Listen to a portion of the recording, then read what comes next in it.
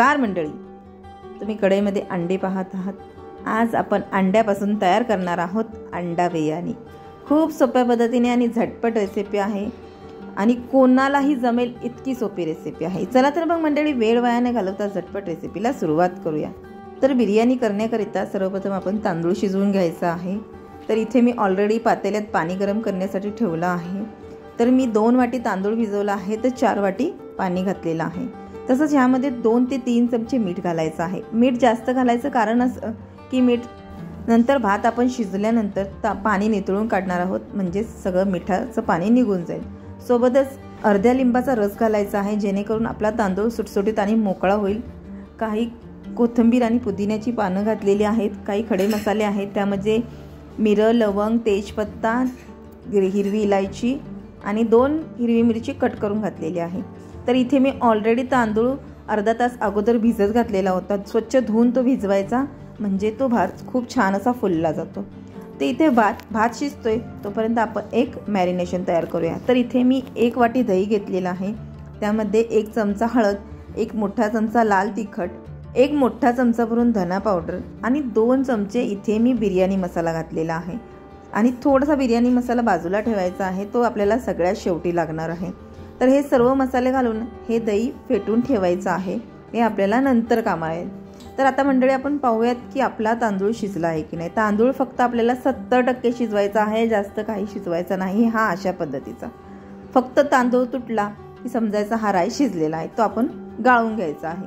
आता आपण बिर्याणी करण्यास घेऊया। तर इथे कढईमध्ये मी 1 चमचा तेल घेतलेला आहे। त्यामध्ये पाव चमचा हळद आणि पाव चमचा लाल तिखट घातलेला आहे आणि शिजवलेली अंडी त्याला कट करून घालायची, म्हणजे वरून काप द्यायचा आहे आणि ती त्या तेलामध्ये सोडायची आहेत अशा पद्धतीने। आणि चमच्याने न हलवता आपण अशा रीतीने फक्त त्याला भाजून घ्यायचे आहे 1-2 मिनिट, जास्त वेळ नाही। तर ही भाजून झालेली आहेत, आपण काढून घेऊया। काढून घेतल्यानंतर आपण पुन्हा त्याच कढईमध्ये 4 ते 5 चमचे तेल गरम करायचं आहे। त्यामध्ये 1 चमचा जिरं, 2 मोठे कांदे बारीक चिरून घालायचे आहे। आता कांदा छानपैकी गुलाबी रंगाचा होईपर्यंत आपण परतून घ्यायचा आहे। कांदा जास्त घालायचा आहे, जेणेकरून बिर्याणीला खूप छान अशी मस्त चव येते। कांदा थोडासा गुलाबी झाला की आपण यामध्ये आलं, लसूण, कोथिंबीर, हिरवी मिरचीची पेस्ट घालायची आहे। अगदी 2 ते 3 हिरवी मिरची घालून आलं लसूणची पेस्ट करायची आहे मंडळी, जास्त घालायचे नाही। हे सर्व भाजून झाल्यानंतर चांगलं तेल सुटलं की आपण जे मॅरिनेट केलेलं दही होतं, म्हणजे मसाला मिक्स केलेलं दही होतं, ते आपण ह्यामध्ये घालून घ्यायचं आहे। आता हे दही सुद्धा चांगलं हलवून घ्यायचं आहे, जेणेकरून दही फुटणार नाही। छान असं तेल सुटेपर्यंत दही सुद्धा भाजून घ्यायचं आहे। तर मंडळी, तुम्ही बघू शकता मस्त असं तेल सुटलेलं आहे। आता इथे आपण 2 टोमॅटोची प्युरे करून घातलेली आहे। आलं लसूणच्या अंड्यात पेस्ट केल्यामुळे थोडासा कलर चेंज झालेला आहे। आता हे सर्व छानपैकी भाजून घ्यायचं आहे अगदी तेल सुटेपर्यंत। आता आपण मीठ घालून घ्यायचं आहे। अगोदर मीठ घातलं नाही, कारण बिर्याणीचा अंदाज आपल्याला लागणार नव्हता, म्हणून आता मीठ घालून घ्यायचं आहे चवीनुसार। तर इथे मी 1 मोठा चमचा भरून मीठ घातलेला आहे। आता गॅसची फ्लेम लो करायची आणि झाकण ठेवून 4 ते 5 मिनिटं ग्रेव्ही शिजून घ्यायची आहे। 4 ते 5 मिनिटानंतर आपण जे तळलेली अंडी होती ती ह्यामध्ये घालून घ्यायची आहे। छान अशी मिक्स करायची। मिक्स करून झाल्यावर वरून भरपूर अशी कोथिंबीर घालून घ्यायची आहे। कोथिंबीर घालून फक्त 2 मिनिटं आपण ह्याला वाफ द्यायची आहे, जास्त नाही। 2 मिनिटानंतर आपली ही ग्रेव्ही तयार झाली आहे। तुम्ही ॲज अ भाजी म्हणून ही रेसिपी नक्की ट्राय करा, खूप छान लागते चपातीसोबत सुद्धा। आता यातील अर्धी ग्रेव्ही आणि अर्धी अंडी काढून घ्यायची आहे। आपल्याला आता लेअर करायची आहे बिर्याणीची। तर इथे मी अर्धी ग्रेव्ही ठेवली होती आणि 3 अंडी खाली घातलेली आहेत आणि 3 ते 4 वर ठेवणार आहे। तर खाली ग्रेव्ही, वरून शिजवलेला तांदूळ घालायचा आहे। व्यवस्थित सर्व बाजूने पसरवून घ्यायचा आहे।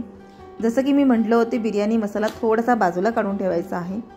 अशा रीतीने बिर्याणी मसाला थोडासा घालायचा, वरून तळलेला कांदा म्हणजेच बरिस्ता घालायचा आहे आणि कोथिंबीर आणि पुदिना बारीक चिरून घातलेला आहे।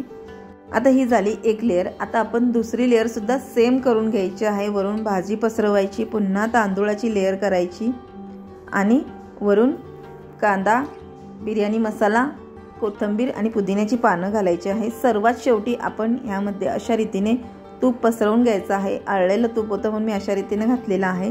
सो मंडळी, तुम्ही वितळून सुद्धा घालू शकता। आता झाकण ठेवून 15 ते 20 मिनिटानंतर मंडळी मंद आचेवर मस्त अशी बिर्याणी शिजवून घेतलेली आहे। तर मंडळी तुम्ही बघू शकता मस्त अशी सुटसुटीत बिर्याणी झालेली आहे। हे पहा मंडळी, तुम्ही बघू शकता अप्रतिम, किती छान मस्त अशी दिसत आहे आणि खायला सुद्धा तितकीच टेस्टी आहे।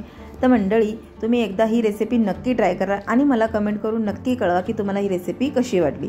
तर मंडळी तुम्हाला जर माझी रेसिपी आवडली असेल तर व्हिडिओला लाईक, शेअर आणि सबस्क्राईब करा।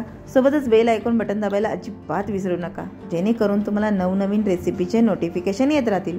पुन्हा भेटू असेच एका नवीन रेसिपीसोबत। वेळात वेळ काढून पूर्ण व्हिडिओ पाहिल्याबद्दल मनापासून खूप खूप खूप थँक्यू। आणि हो मंडळी, रेसिपी सिंपल आहे पण टेस्टी आहे, नक्कीच ट्राय करा।